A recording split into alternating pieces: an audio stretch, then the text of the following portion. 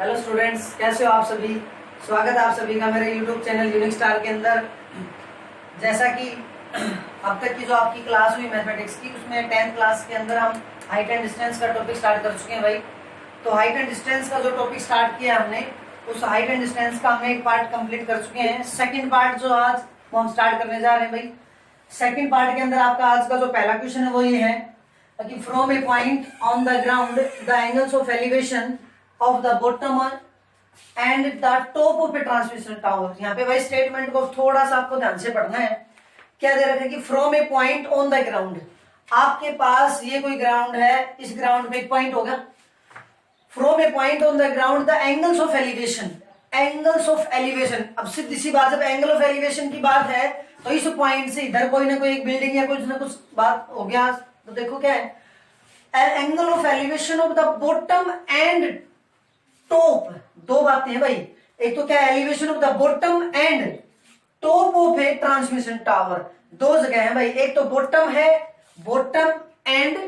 Top of A transmission tower. कोई भी transmission tower है और उस ट्रांसमिशन टावर की एक तो बॉटम के साथ एंगल दे रखा है, एंगल ऑफ एलिवेशन, और एक उसके टॉप के साथ एंगल दे रखा है भाई। लेकिन जब उसकी टॉप और बॉटम दोनों जगह से एंगल बनेगा तो वो टावर किसी दूसरी जगह पे रखा हुआ है, तो वो कहां पे है, फिक्स्ड। वो जो टावर जो है वो कहां पे फिक्स है, fixed at the top of it. ये जो टावर जो था, ये यहाँ पे एक टावर है भाई, ये टावर,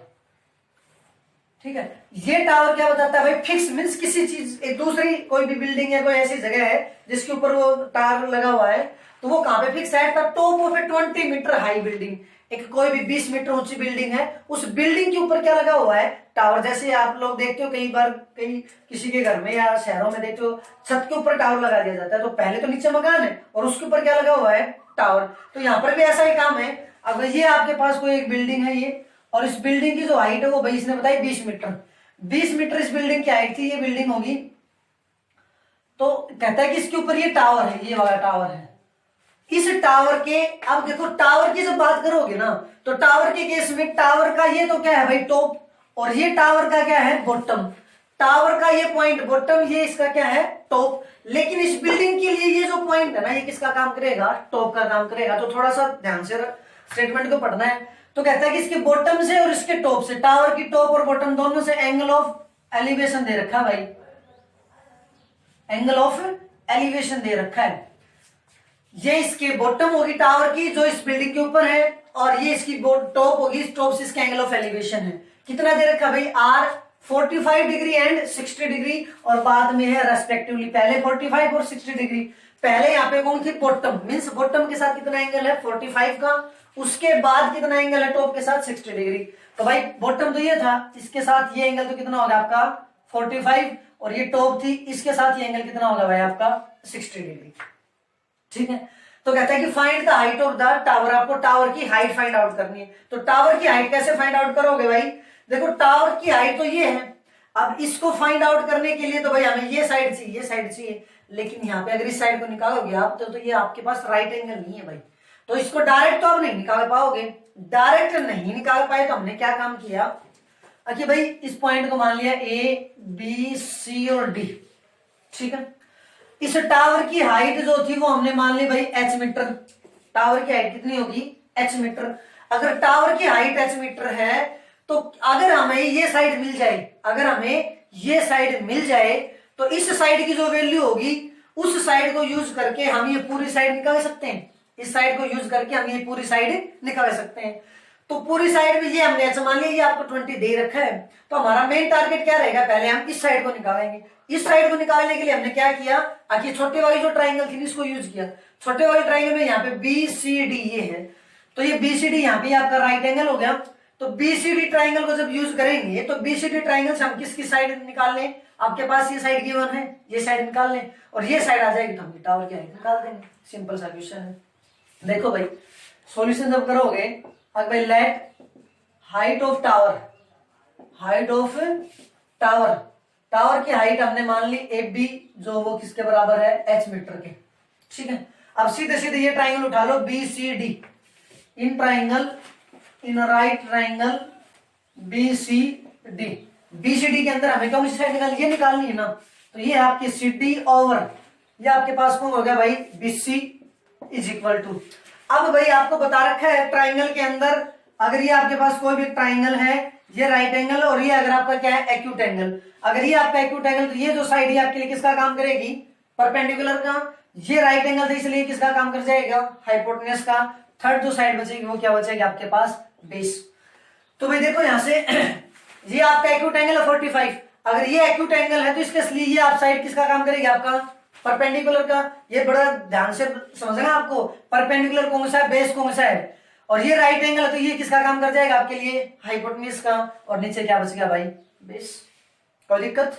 तो हमें ये वैल्यू निकालनी है नीचे वाली, तो नीचे वाली वैल्यू निकाली तो सीडी, सीडी किसके बराबर, बेस के, ये आ गया बेस और ये क्या आ गया आपके पास परपेंडिकुलर। तो बेस ओवर परपेंडिकुलर अगर उस फॉर्मूले से अगर आप जाओगे तो ये किसकी वैल्यू आ गई भाई आपके पास, कोट की, किसकी वैल्यू आ गई आपके पास, कोट की, और एंगल कितना आपके पास 45, तो कितनी वैल्यू आ गई, कोट 45। सीडी की वैल्यू आपको निकालनी है, बीसी की वैल्यू इन्होंने दे रखी है 20, ठीक है, इज इक्वल टू कोट 45 की वैल्यू कितनी होती है भाई 1, तो सीडी की वैल्यू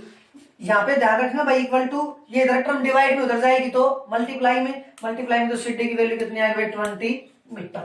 20 मीटर वैल्यू इसकी किसकी आ गई,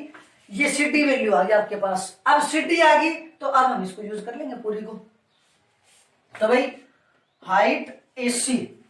हाइट एसी जो है वो किसके बराबर आ गई, देखो हाइट एसी ए से लेके सी तक है, तो ए से बी में हमने कितना मान लिया, एच मान लिया, और बी से सी उसने दे रखी थी कितनी थी भाई 20, तो टोटली कितनी हो जाएगी आपके पास h plus 20, h plus 20, h plus 20 अगर हो जाएगी तो हमने तो h की वैल्यू निकालने अपना काम आ जाएगा। देखो ये सीडी आपके पास आ चुकी है। अब देखो भाई इन ट्राइंगल, अब की बार ये पूरी ट्राइंगल ले लो भाई, पूरी ट्राइंगल लोगे तो ये A C D, in triangle A C D, A C D में आपको ये साइड निकालनी है, हम इसी को यूज कर लेते हैं भाई, तो ये आपके पास ए सी हो गया, एसी अपॉन में गिवन को होगा CD is equal to, given को होगा आपके पास आपके पास सीडी। अब एसी अपॉन सीडी, एसी देखो ये साइड है, ये साइड किसके लिए, इस एंगल के लिए किसका काम करेगी, परपेंडिकुलर का, तो ये परपेंडिकुलर हो गया, और ये क्या हो गया आपके पास बेस, तो परपेंडिकुलर ओवर बेस, तो परपेंडिकुलर और बेस की जब बात करो तो परपेंडिकुलर और बेस किसके बराबर होता है भाई, टेंजेंट, और टेंस एंगल को है यहाँ पे 60 डिग्री, कितना आ गया आपके पास 60 डिग्री, तो एसी बाई सीडी पी और बी किसके बराबर आ गया 1060। अब भाई यहां से जब काम करोगे तो एसी की वैल्यू तो आपको निकालनी थी, तो लेकिन एसी की वैल्यू हम यहां से मान चुके हैं कितनी भाई, h प्लस 20, तो ये वैल्यू आ गई h प्लस 20, सीडी की वैल्यू हम निकाल चुके हैं 20, 1060 की वैल्यू की जब बात करो तो 1060 की वैल्यू कितनी होती है भाई,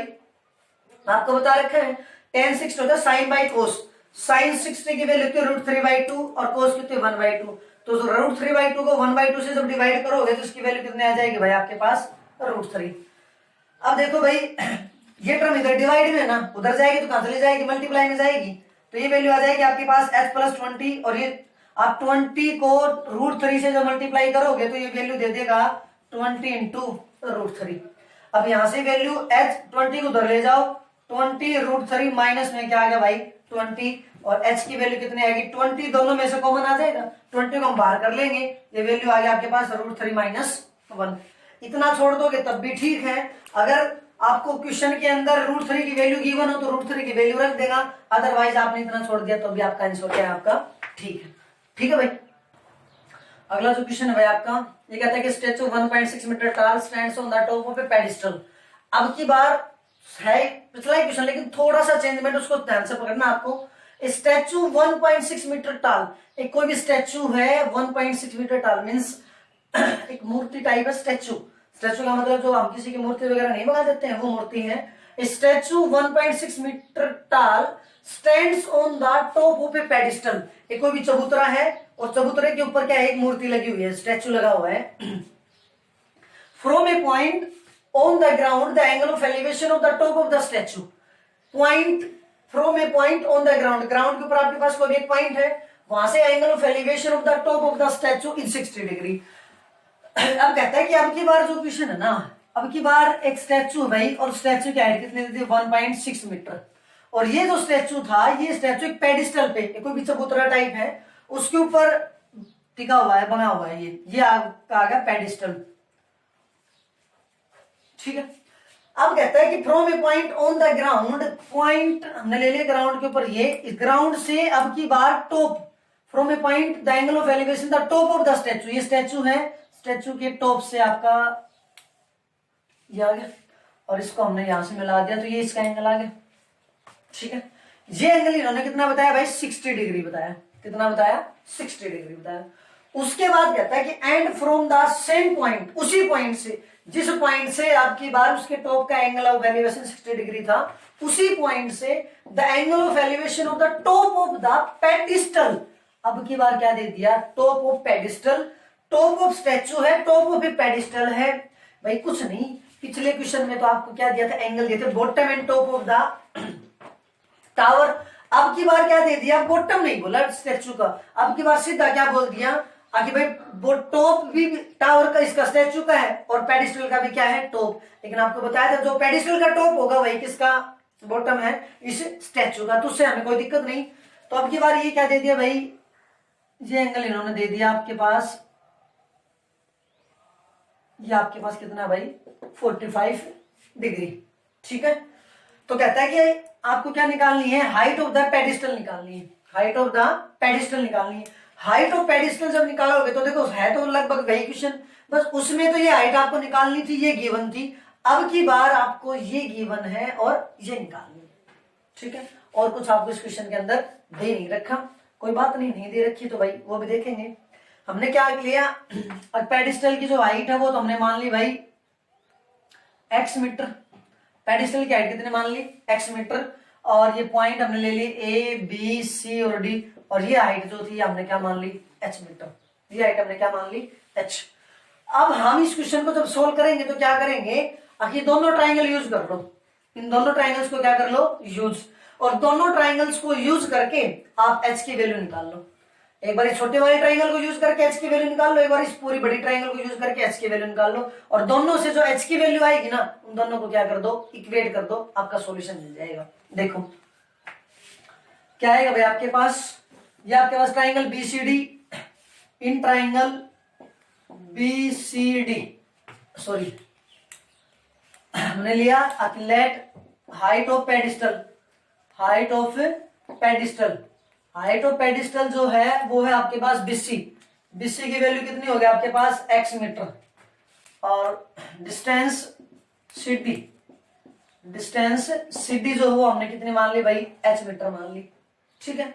तो डिस्टेंस CD, अभी पूरी हाइट कितनी हो जाएगी, हाइट AC, हाइट AC जो वो किसके बराबर हो जाएगी भाई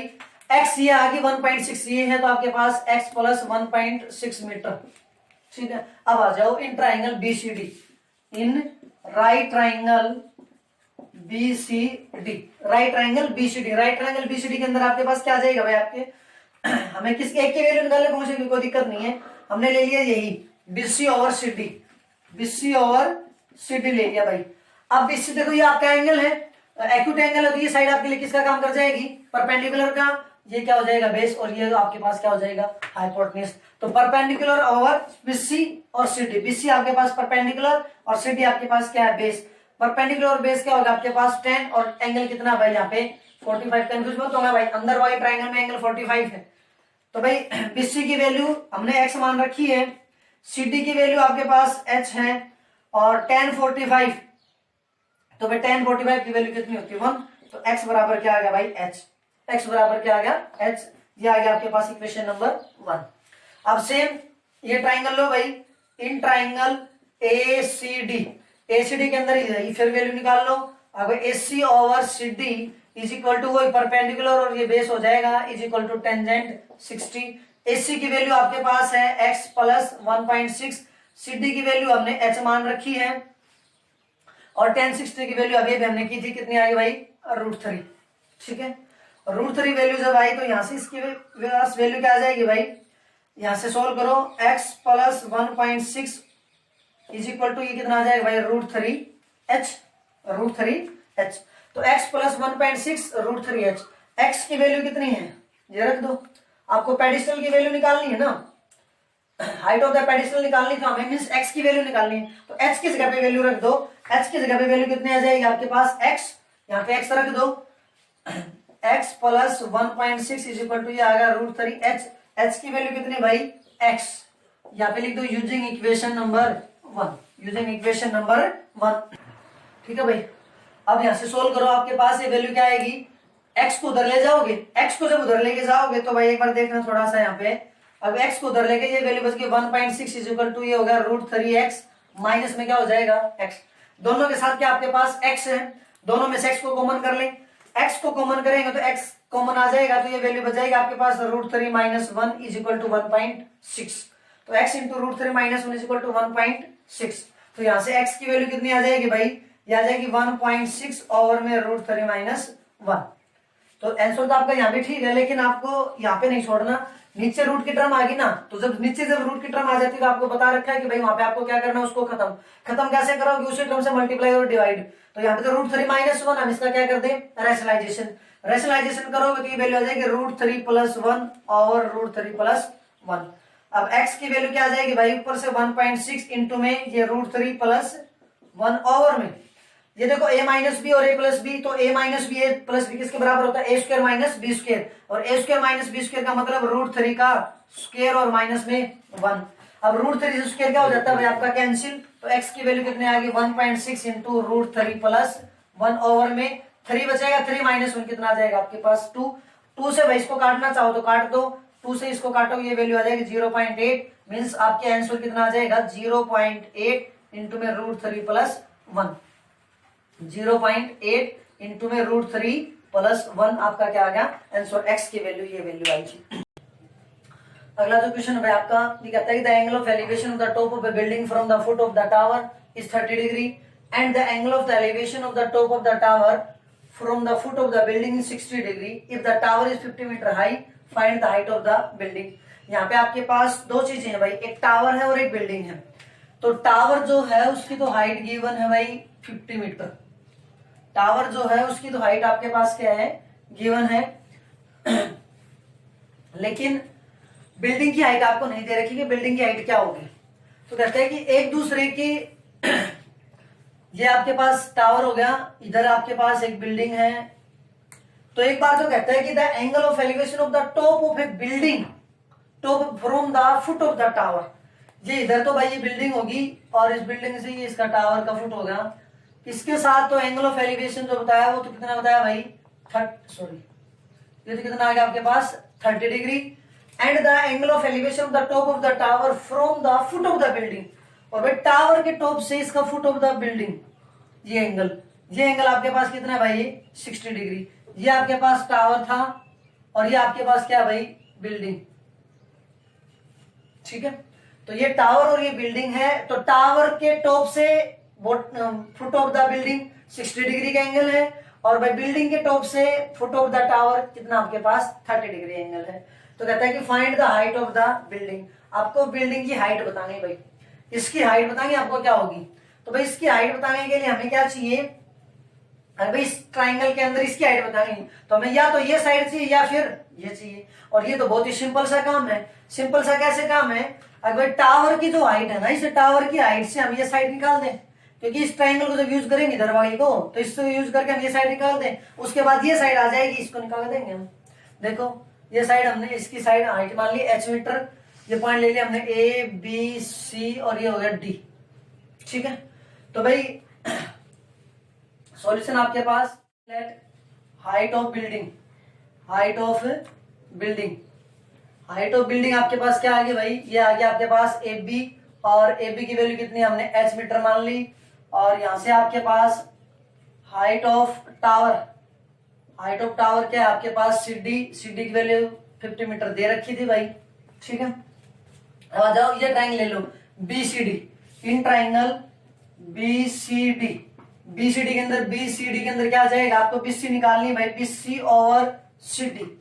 अब देखो ये BC है ये CD है, तो BC को CD से डिवाइड करना है, हम ये ट्राइंगल ले रहे हैं इधर वाली ट्राइंगल भी आपके पास एक्यूट एंगल है, अगर ये एक्यूट एंगल है तो इसके केस में ये आपके पास किसका काम करेगा परपेंडिकुलर का, और ये किसका काम कर जाएगा बेस का, तो बेस ओवर परपेंडिकुलर, तो बेस ओवर परपेंडिकुलर की वैल्यू क्या आ जाएगी कोट, और एंगल कितना भाई यहाँ पे 60 डिग्री है तो कोट 60, BC का मान आपको निकालना है, CD का मान आपको 50 दे रखा है, कोट 60 का जो मान हो कितना होता है भाई आपको बताया था cos by sign,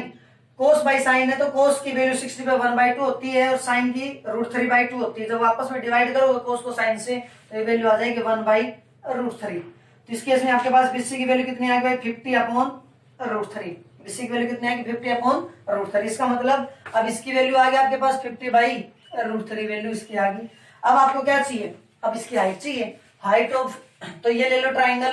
in triangle ABC, ABC के अंदर क्या आएगा, आपको ये साइड निकालनी है तो भाई AB अपॉन में ये side BC is equal to, अब देखो ये अब की बार ये एक्यूट एंगल है तो ये परपेंडिकुलर हो जाएगा, ये बेस, ये परपेंडिकुलर होगा तो परपेंडिकुलर ओवर बेस, और परपेंडिकुलर ओवर बेस क्या होगा भाई tan 30, क्या हो जाएगा tan 30। AB की वैल्यू h है, BC की वैल्यू आपके पास ये थी अभी अभी 50/√3, 50/√3, और tan 30 का मान कितना होता है भाई, tan 30 का मान कितना होगा, वो साइन बाई कोस 1/2 को √3/2 से डिवाइड करोगे कितना आ जाएगा 1/√3, 1/√3। तो यहाँ से देखो ये जो पूरी टर्म है ना ये इधर आपके पास डिवाइड में ना, उधर जाएगी तो मल्टीप्लाई में, उधर जाएगी तो मल्टीप्लाई में जाएगी, तो ये हो जाएगा 50/√3 इंटू में 1/√3। तो नीचे वैल्यू √3 और √3 की जब मल्टीप्लाई करोगे तो √3 का क्या हो जाएगा भाई, ये ऊपर से 50 नीचे √3 का स्क्वायर, और स्क्वायर से रूट क्या हो जाता है भाई आपका कैंसिल। तो h की जो वैल्यू आपके पास कितनी आ गई 50/3, ये आपका क्या होगा। TV tower stands vertically on A bank of A canal, कोई भी आपके पास एक टीवी टावर है stands vertically on A bank of A canal. अब भाई आपके पास कोई भी एक नहर है, मान लिया जाए ये एक नहर है और इस नहर के एक किनारे पे क्या है एक टावर खड़ा हुआ वर्टिकली। तो भाई हमने क्या किया कि इसको, इसके ऊपर ये टावर, ये मान लिया ये टावर है यहाँ पे, ठीक है, इसको हटा दिया थोड़ी देर के लिए नहर को। ये किनारा ध्यान रखना कि इस किनारे पे तो ये क्या है आपके पास टावर है, इस किनारे पे टावर है तो कहता है कि from a point on the other bank directly opposite the tower, उस टावर के बिल्कुल अपोजिट में एक पॉइंट, दूसरा जो पॉइंट है डायरेक्टली अपोजिट द टावर। अब भाई ये जो टावर इस बैंक के किनारे पे था तो दूसरे किनारे के ऊपर एक पॉइंट है, और दूसरा किनारा मान लिया ये था आपका, एक किनारा ये था एक ये, इसके ऊपर ये है, इसके साथ angle of elevation of the top of the tower, इसके साथ भाई इसका एंगल ऑफ एलिवेशन कितना आपके पास,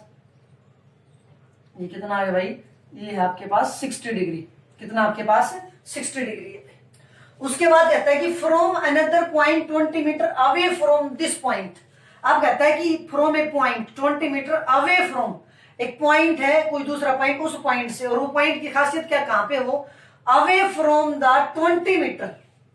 metre away from this point, इस पॉइंट से 20 मीटर की दूरी पे है, और 20 मीटर की दूरी पे जब है तब कहता है कि क्या है कि this point on the line joining this point two the foot tower. Means अगर हम इस पॉइंट को जब इस टावर के फुट से मिलाते हैं ना, तो जो लाइन आती है इस लाइन को अगर हम आगे बढ़ाएंगे ना, तो उस दौरान एक पॉइंट दूसरा है और इसकी दूरी इस पॉइंट से कितनी है भाई आपके पास 20 मीटर है।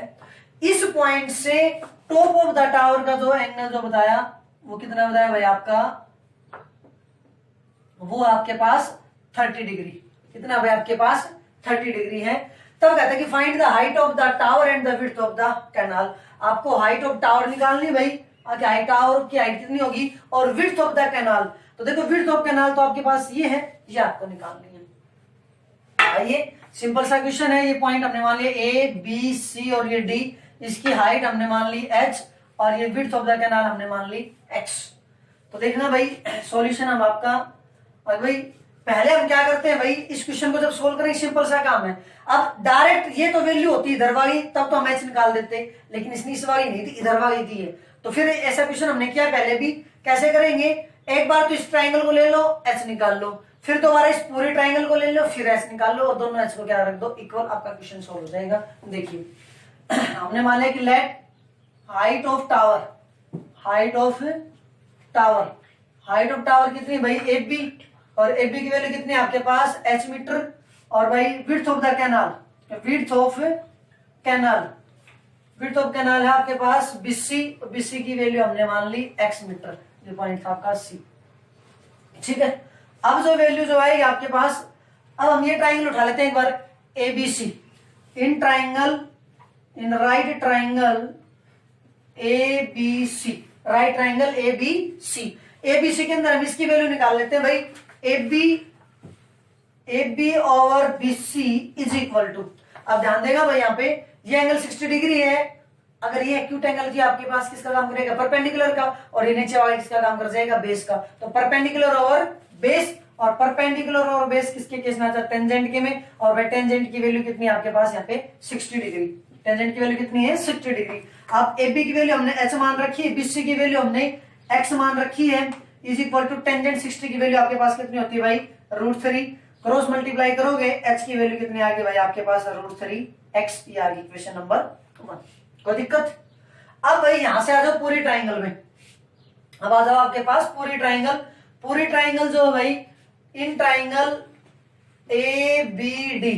ए बी डी के अंदर जब काम करोगे तो वही साइड आप निकाल लो आपकी ए बी और में ये पूरी side B D is equal to tangent, और ये वैल्यू आपके पास आ जाएगी 30, क्योंकि परपेंडिकुलर और बेस है, वही फॉर्मूला आपके पास टेंजेंट 30। तो टेंजेंट 30 से वैल्यू निकालो तो ए बी की वैल्यू आपने ऐसे मान रखी बिड्डी, देखो बिड्डी आपकी बार ये पूरा है, यहां से यहाँ की वैल्यू x थी, और ये इतना कितना था आपके पास 20, तो भाई ये x और ये 20 दोनों मिलके कितना हो जाएगा आपके पास x प्लस 20, और भाई टेंजेंट 30 की वैल्यू कितनी आती है आपके पास 1/√3। तो भाई दोनों की क्रॉस मल्टीप्लाई करवा लो, h की वैल्यू कितनी हो जाएगी x प्लस 20 ओवर √3, ये वैल्यू आ गई आपकी equation number second. Equation number second से भाई ये आपकी इक्वेशन नंबर फर्स्ट थी, ये इसमें भी आपके पास h की वैल्यू, ये भी h की वैल्यू, दोनों h की वैल्यू है, दोनों की वैल्यू क्या आ जाएगी, है तो h की वैल्यू, हाइट ऑफ टावर दोनों क्या होंगे बराबर, तो यहां से क्या लिखोगे आप, from equation first and second, first and second से क्या आएगा, इधर तो वैल्यू आपके पास कितनी भाई ये √3x is equal to x plus 20 over 3, ये वैल्यू आपके पास आ गई, सॉरी √3। अब भाई ये इधर टर्म डिवाइड में ना, इधर वाली जो टर्म है कहां पे डिवाइड में, इधर जब आएगी तो कहां हो जाएगी मल्टीप्लाई में, √3 की √3x के साथ जब मल्टीप्लाई करवाओगे ये कितनी वैल्यू दे देगा 3x, और इज इक्वल टू कितना आ गया x प्लस 20, x को इधर ले आओ, 3x माइनस x वैल्यू आ जाएगी 2x, इज इक्वल टू कितना आ गया 20, x की वैल्यू यहां से कितनी आ जाएगी भाई 20/2, वैल्यू कितनी आ जाएगी आपके पास 10। अब x की जो वैल्यू आई आपके पास कितनी आ गई 10, x की वैल्यू जब 10 आई तो x तो आपने क्या मान रखा था, विड्थ मान रखी थी, तो विड्थ ऑफ द कैनाल तो आ गई, विड्थ ऑफ कैनाल तो कितनी आ गई 10, लेकिन हमें तो हाइट भी निकालनी है। अब देखो यहाँ पे h की वैल्यू कितनी दी है √3x, यहाँ पे अगर x की वैल्यू रख दोगे तो क्या आ जाएगा आपके पास h, also h is equal to भाई ये वैल्यू तो आपके पास √3 इंटू x की वैल्यू कितनी भाई 10, तो h की वैल्यू कितनी आ जाएगी आपके पास 10√3, ये आपके पास h की वैल्यू और ये आपके पास x की वैल्यू, आपका क्वेश्चन कंप्लीट। ठीक है भाई, कोई दिक्कत?